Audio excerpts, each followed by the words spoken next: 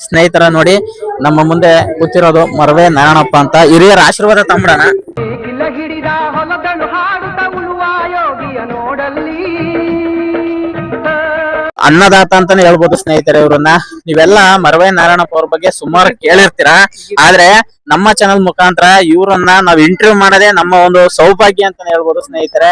ನೋಡಿ ವಿಶ್ವವಿದ್ಯಾಪೀಠ ಕಾಲೇಜಿಗೆ ಮರವೆ ನಾರಾಯಣಪ್ಪನವರ ಅನೇಕ ಹಳ್ಳಿಕಾರ್ ತಳಿಯ ರಾಸುಗಳು ಬಂದಿದ್ದಾರೆ.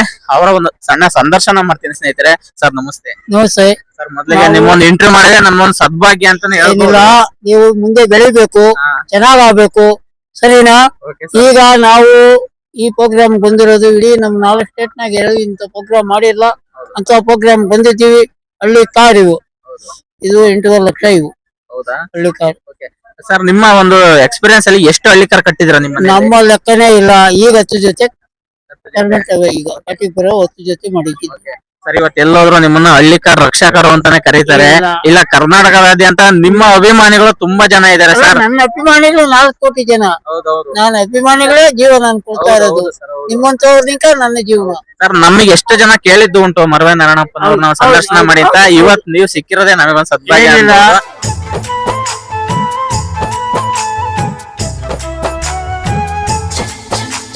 ಸ್ನೇಹಿತರೆ ನೋಡಿ, ಈ ದಿನ ಬೆಂಗಳೂರಿನ ಯಲಹಂಕದ ಹತ್ತಿರದಲ್ಲಿರುವ ವಿಶ್ವವಿದ್ಯಾಪೀಠ ಎನ್ನುವ ಕಾಲೇಜಿನ ಆವರಣದ ಒಳಗಿದ್ದೀನಿ ಸ್ನೇಹಿತರೆ. ನೋಡಿ, ಈ ವಿದ್ಯಾಲಯವನ್ನ ನೋಡಿದ್ರೆ ಸ್ನೇಹಿತರೆ ಎಂತರಿಗೂ ಕೂಡ ಕಣ್ತುಂಬಿ ಬರುತ್ತೆ. ಈಗಿನ ಒಂದು ಪೀಳಿಗೆಯವರು ಯಾವ ರೀತಿಯಾಗಿ ಬದುಕಬೇಕು ಅನ್ನೋ ಒಂದು ಕಲಿಸ್ತಿದ್ದಾರೆ ಸ್ನೇಹಿತರೆ.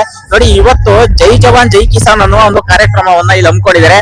ನಿಮಗೆ ಗೊತ್ತು, ಜೈ ಜವಾನ್ ಜೈ ಕಿಸಾನ್ ಅಂದ್ರೆ ಲಾಲ್ ಬಹದ್ದೂರ್ ಶಾಸ್ತ್ರಿ ಅವರು ಒಂದು ಪಠಿಸಿದ ಒಂದು ನುಡಿ ಸ್ನೇಹಿತರೆ. ನಮ್ಮ ದೇಶವನ್ನ ಕಾಯುವ ಸೈನಿಕರಿಗೆ ಜಯವಾಗಲಿ, ನಮ್ಮ ದೇಶಕ್ಕೆ ಅನ್ನ ನೀಡುವ ಅನ್ನದಾತರಿಗೆ ಜಯವಾಗಲಿ, ರೈತರಿಗೆ ಅಂತ ಸ್ನೇಹಿತರೆ ಇವತ್ತು ಎಸ್ಪೆಷಲಿ ಜೈ ಕಿಸಾನ್ ಕಾರ್ಯಕ್ರಮವನ್ನ ಹಮ್ಮಿಕೊಂಡಿದ್ದಾರೆ.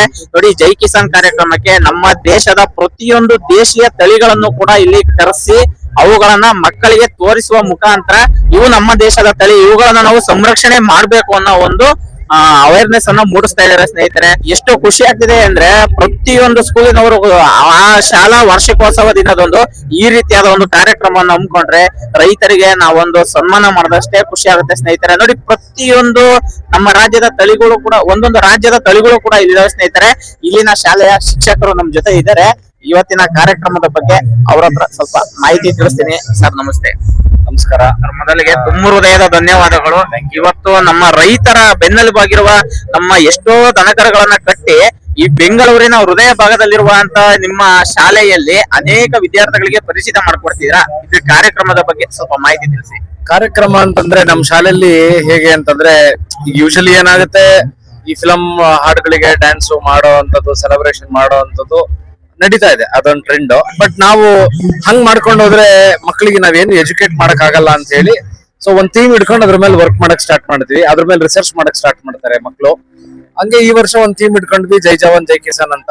ಸೊ ಏನು ಇದ್ರ ಥೀಮ್ ಅಂತಂದ್ರೆ ಸೋಲ್ಜರ್ಸ್ ಲೈಫ್ ಸ್ಟೈಲ್ ಹೆಂಗಿರುತ್ತೆ, ರೈತರ ಜೀವನ ಹೆಂಗಿರುತ್ತೆ ಅಂತ ಹೇಳಿ. ರೈತರ ಜೀವನ ಅಂತ ಹೇಳಿದ್ರೆ ದಿನ ಬೆಳಗ್ಗೆ 6 ಗಂಟೆಗೆ ಎದ್ದು ನೊಗ ಕಟ್ಟೋದ್ರಿಂದ ಹಿಡಿದು ರಾತ್ರಿ ಹಾಲ್ ಕರೆದು ಮಲ್ಕೊಳ್ಳೋವರೆಗೂ ರೈತರ ಜೀವನ ಇದ್ದೇ ಇರುತ್ತೆ. ಈ ಲೈಫ್ ಸ್ಟೈಲ್ ಅಥವಾ ಈ ಜೀವನ ಚರಿತ್ರೆ ಏನಿರುತ್ತೆ ರೈತರುಗಳದು ನಮ್ಮ ಮಕ್ಳಿಗೆ ಗೊತ್ತಾಗ್ಬೇಕು. ಯಾಕಂದ್ರೆ ನಮ್ಮ ಮಕ್ಳೆಲ್ಲ ನಾರ್ತ್ ಇಂಡಿಯನ್ಸ್ ಇದಾರೆ, ಆಮೇಲೆ IT ಎಂಪ್ಲಾಯೀಸ್ ಮಕ್ಳಿದಾರೆ. ಪಾಪ ಅವ್ರಿಗೆಲ್ಲ ಗೊತ್ತಿರೋದಿಲ್ಲ ಈ ರೈತರುಗಳ ಜೀವನ ಹೇಗಿರುತ್ತೆ ಅಂತ ಹೇಳಿ. ಅಂತವ್ರಿಗೆ ಗೊತ್ತಾಗ್ಬೇಕು ಅನ್ನೋ ನಿಟ್ಟಿನಲ್ಲಿ ನಾವು ಈ ಕಾರ್ಯಕ್ರಮನ ಮಾಡಿದ್ದು. ಸೊ ಸ್ಟಾರ್ಟಿಂಗ್ ಇಂದ ಒಂದ್ ಜಮೀನ್ ತಗೊಂಡ್ವಿ, ಉಳ್ಮೆ ಮಾಡ್ಸಿದ್ವಿ, ಮಕ್ಳ ಕೈಯಲ್ಲಿ ನಮ್ ನಾಟಿ ಹಸುಗಳು ಗೊಬ್ಬರ ಹಾಕ್ಸಿದ್ವಿ, ಬೀಜಾಮೃತ ಮಾಡಿದ್ವಿ. ಅದಾದ್ಮೇಲೆ ಪ್ರೋಸೆಸ್ ಸ್ಟಾರ್ಟ್ ಆಗ್ತಾ ಹೋಯ್ತು. ಇದು ನಮ್ಮ ಜೈ ಕಿಸಾನ್ ಕಾರ್ಯಕ್ರಮಕ್ಕೆ ನಮ್ ಎತ್ತುಗಳಿಲ್ಲ ಅಂತಂದ್ರೆ ಹೆಂಗೆ ಅಂತ ಹೇಳಿ ಫಸ್ಟ್ ಸ್ಟಾರ್ಟ್ ಬಂತು. ಆಮೇಲೆ ನಮ್ ಮೇಡಮ್ ನ ಅಪ್ರೋಚ್ ಮಾಡಿದೆ, ರಿಕ್ವೆಸ್ಟ್ ಮಾಡಿದೆ. ಅವರು ಆಯ್ತು ಅಂತ ಹೇಳಿದ್ರು. 1 ಜೊತೆ 2 ಜೊತೆ 3 ಜೊತೆ ಸ್ಟಾರ್ಟ್ ಆಗಿ ಕೊನೆಗೆ ಒಂದು ಥೀಮ್ ಸ್ಟಾರ್ಟ್ ಆಯ್ತು. ನಮ್ಮ ದೇಶದ, ಭಾರತ ದೇಶದ ಎಲ್ಲಾ ದೇಸಿ ತಳಿಗಳು, ಮ್ಯಾಕ್ಸಿಮಮ್ ಟ್ರೆಂಡ್ ಅಲ್ಲಿ ಇರುವಂತ ಎಲ್ಲಾ ದೇಸಿ ತಳಿಗಳನ್ನ ಕರ್ಸ್ಬೇಕು ಅನ್ನೋ ಥಾಟ್ ಮೈಂಡ್ ಅಲ್ಲಿ ಬಂತು ನನಗೆ. ಆಮೇಲೆ ಪ್ರತಿಯೊಂದು ತಳಿಗಳು ಅದರದೇ ಆದ ಇಂಪಾರ್ಟೆನ್ಸ್ ಇರುತ್ತೆ. ಆ ಇಂಪಾರ್ಟೆನ್ಸ್ ಈ ಮಕ್ಳಿಗೆ ಗೊತ್ತಾಗ್ಬೇಕು ಅನ್ನೋದಿತ್ತು.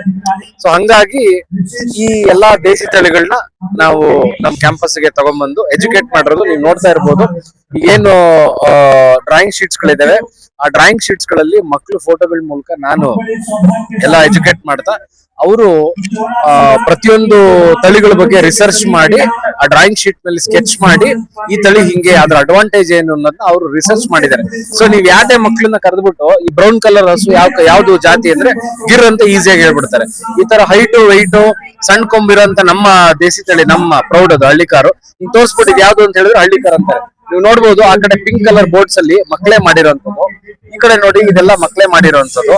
ಸೊ ಅದನ್ನೆಲ್ಲ ಮಕ್ಕಳೇ ಇಂಟ್ರೆಸ್ಟ್ ತಗೊಂಡು ಮಾಡಿದ್ದಾರೆ. ಸೊ ಫೈನಲಿ ಏನ್ ಅನ್ಸುತ್ತೆ ಗೊತ್ತಾ, ಈಗ ನಾನು ಬೇಸಿಕಲಿ ಅಜ್ಜಂಪುರ ಗಿರಿಯಾಪುರದ ಹುಡುಗ ಆಗಿ ನಮ್ಗೆಲ್ಲ ರೇಸು ಸಿಕ್ಕಾಬಟ್ಟೆ ಹುಚ್ಚು. ನಮ್ ಕಡೆ ಎಲ್ಲ ಅಮೃತ್ ಮಾಲು, ನಮ್ ಕಡೆ ಮಹಾರಾಷ್ಟ್ರ ಗುಳಿ, ಹಳ್ಳಿಕಾರನೆಲ್ಲ ತಗೊಂಡ್ಬಂದು ನಾವು ಮಾಡ್ತೀವಿ ಎಲ್ಲ ಸರಿ. ಬಟ್ ಇಂಥವ್ರೆಲ್ಲ ಪರಿಚಯ ಆಗೋದು ಯಾವಾಗ? ಆ ಉದ್ದೇಶ ನನಗಿತ್ತು ಬಹಳ ಇಂಪಾರ್ಟೆಂಟ್. ಯಾಕೆಂದ್ರೆ ಮಕ್ಳಿಗೆ ಗೊತ್ತಿಲ್ಲ ಏನು ಹೆಂಗೆ ಅಂತ ಹೇಳಿ. ರೇಸ್ಗೆ ಹೋದ್ರೆ ಎಷ್ಟು ಕಷ್ಟ ಅನ್ನೋದು ನನಗೂ ಗೊತ್ತು. ಇವತ್ತು ಜಾತ್ರೆ, ಅರ್ಧ ಗಂಟೆ ಜಾತ್ರೆ ಮಾಡಿದ್ರೆ ಏನ್ ಕಷ್ಟ ಅನ್ನೋದು ನಮಗೂ ಗೊತ್ತು. ಆ ಎಲ್ಲಾ ಕಷ್ಟಗಳು ಮಕ್ಳಿಗೆ ಗೊತ್ತಾಗ್ಬೇಕು ಅಂದ್ರೆ ಫಸ್ಟ್ ದನ ಸಾಕ್ಬೇಕು. ದನ ಸಾಕೋರು ಹೆಂಗೆ ಅನ್ನೋದು ಮಕ್ಳಿಗೆ ಒಂದು ಕಿರು ಪರಿಚಯ ಆದ್ರೆ ಅಲ್ಟಿಮೇಟ್ಲಿ ಅವ್ರಿಗೆ ಗೊತ್ತಾಗತ್ತೆ ಇದು ಹೆಂಗಿರುತ್ತೆ ಅಂತ ಹೇಳಿ. ಸೊ ಆ ನಿಟ್ಟಿನಲ್ಲಿ ಮಾಡಿದ್ವಿ, ಚೆನ್ನಾಗಾಯ್ತು, ಖುಷಿ ಆಯ್ತು. ಅಲ್ಟಿಮೇಟ್ಲಿ ಏನ್ ಅನ್ಸುತ್ತೆ ಗೊತ್ತಾ, ಮಕ್ಳಿಗೆ ರೀಚ್ ಆಗ್ಬೇಕು, ಏನೋ ಕಲಿಬೇಕು ಅವ್ರು. ಓಕೆ ಅಪ್ಪ ಇದು ಕಲ್ತಿದೀವಿ ಅಂತ ಅನ್ಸಿದ್ರೆ ಅದಕ್ಕಿಂತ ದೊಡ್ಡದು ಇನ್ನೇನು ಇಲ್ಲ. ಸೊ ಐ ಥಿಂಕ್ ನನ್ಗೆ ಏನೋ ಪ್ರೌಡ್ ಫೀಲ್ ಇದೆ ಮಕ್ಳಿಗೆ ಇದನ್ನೆಲ್ಲ ಹೇಳ್ಕೊಟ್ಟು ಮಾಡಿ ಇದನ್ನೆಲ್ಲ ತರಿಸಿ. ಅಂಡ್ ಎಲ್ಲದಕ್ಕಿಂತ ಹೆಚ್ಚಾಗಿ ಒಂದೇ ಮಾತಿಗೆ ನಮ್ ಸ್ಕೂಲಿಗೆ ಬರ್ಬೇಕು, ನಿಮ್ ಓರಿಗಳನ್ನ ಹಸುಗಳನ್ನ ಹಾಕೊಂಡು ಅಂದ ತಕ್ಷಣನೇ ಎಲ್ಲಾ ರೈತರು ಇನ್ಕ್ಲೂಡಿಂಗ್ ಮರವೆ ನಾರಾಯಣಪ್ಪ ಅವರು ಒಂದೇ ಮಾತಿಗೆ ಎಲ್ಲರೂ ಒಪ್ಕೊಂಡು ಬಂದಿದ್ದಾರೆ. ಅದೇ ಸೌಭಾಗ್ಯ.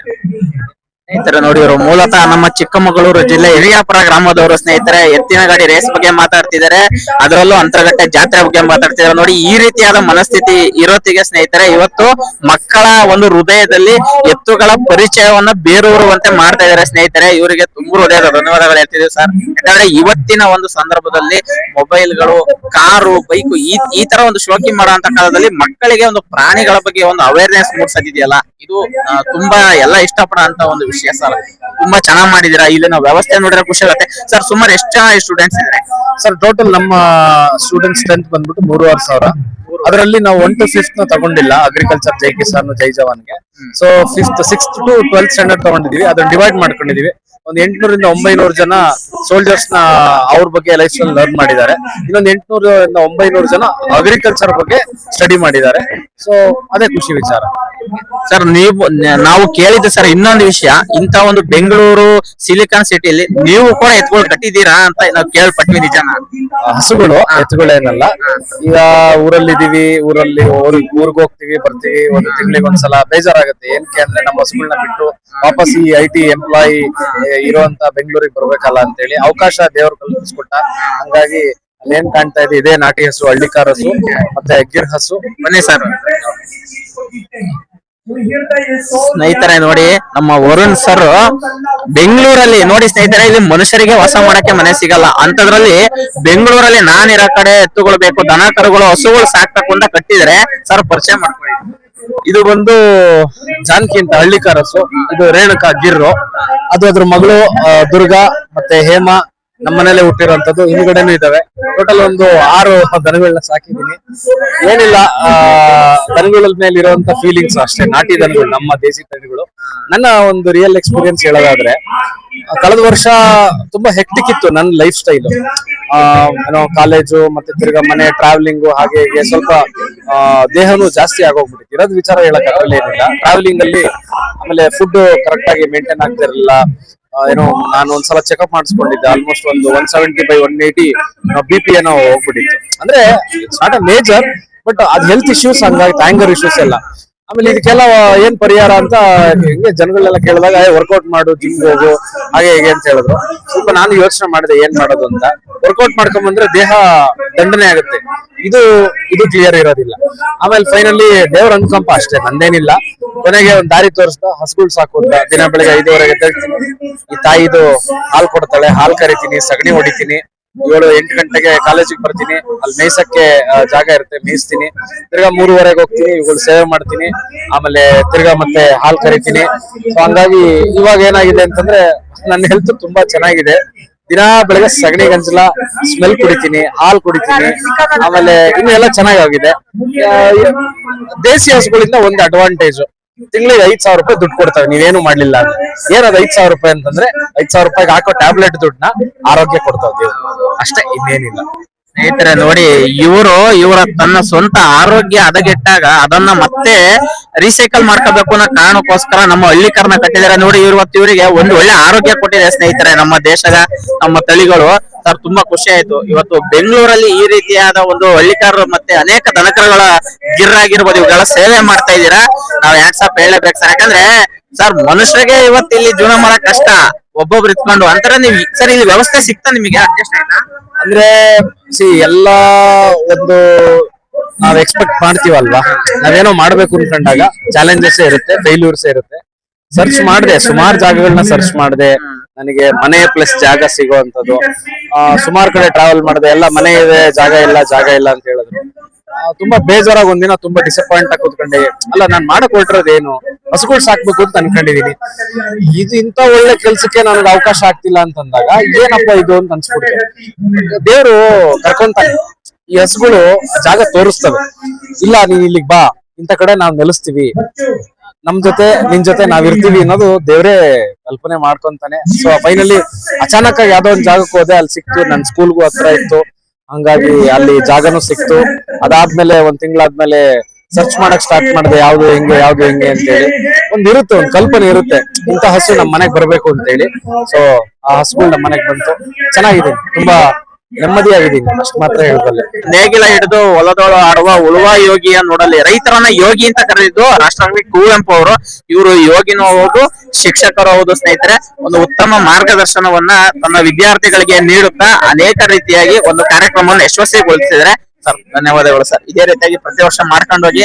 ನಾವು ಪ್ರತಿ ವರ್ಷನೂ ಬಂದು ನಿಮ್ಮ ಕಾರ್ಯಕ್ರಮವನ್ನು ಇಡೀ ಕರ್ನಾಟಕದಾದ್ಯಂತ ಜನಗಳಿಗೆ ತೋರಿಸೋ ಪ್ರಯತ್ನ ಮಾಡ್ತೀವಿ. ನಿಮ್ಮಿಂದ ಸಾವಿರಾರು ಜನ ಮಕ್ಕಳಲ್ಲಿ ದನಕರಗಳ ಮೇಲೆ ಒಂದು ಒಳ್ಳೆ ಭಾವನೆ ಬಂದ್ರೆ ಯಾವತ್ತೂ ನಶಿಸಿ ಹೋಗೋದೇ ಇಲ್ಲ.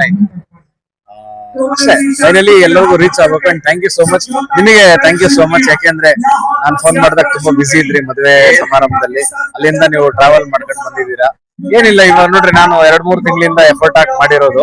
ಇವತ್ತು ನಿಮ್ದು ಅಷ್ಟೇ ಎಫರ್ಟ್ ಇದೆ. ಅರ್ಲಿ ಮಾರ್ನಿಂಗ್ ಅಲ್ಲಿಂದ ಬೈಕಲ್ಲಿ ಬಂದು ಇಷ್ಟೆಲ್ಲ ವಿಡಿಯೋ ಕವರೇಜ್ ಮಾಡ್ತಿದ್ದೀರಾ. ಏನ್ ನೀವು ಒಂದ್ ಮಾಹಿತಿನ ರೀಚ್ ಮಾಡಬೇಕು ಅನ್ನೋ ನಿಟ್ಟಿನಲ್ಲಿ ಮಾಡ್ತಾ ಇದ್ದೀರಾ. ಎಲ್ಲರದು ಒಂದ್ ಸೇವೆ ಬ್ರದರ್, ಆಯ್ತಾ? ನಾನು ಮಾಹಿತಿ ಕೊಡೋದ್ರೆ ನೀವು ಮಾಹಿತಿ ಕೊಡೋರೆ.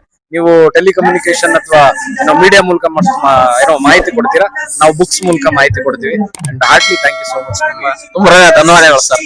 ಓಕೆ ಸ್ನೇಹಿತರೆ, ಪ್ರತಿಯೊಂದು ತಳಿಗಳನ್ನು ಕೂಡ ಅದರ ಹತ್ತಿರ ಹೋಗಿ ನಿಮಗೆ ಅದ್ರ ಬಗ್ಗೆ ಮಾಹಿತಿ ತಿಳಿಸ್ಕೊಡ್ತೀನಿ. ದಯವಿಟ್ಟು ಸಬ್ಸ್ಕ್ರೈಬ್ ಆಗಿ ವಿಡಿಯೋ ಸಂಪೂರ್ಣವಾಗಿ ನೋಡಿ. ನೇಗಿಲ ಹಿಡಿದ ಹೊಲದಳು ಹಾಡುತ್ತ ಉಳುವ ಯೋಗಿಯ ನೋಡಲ್ಲಿ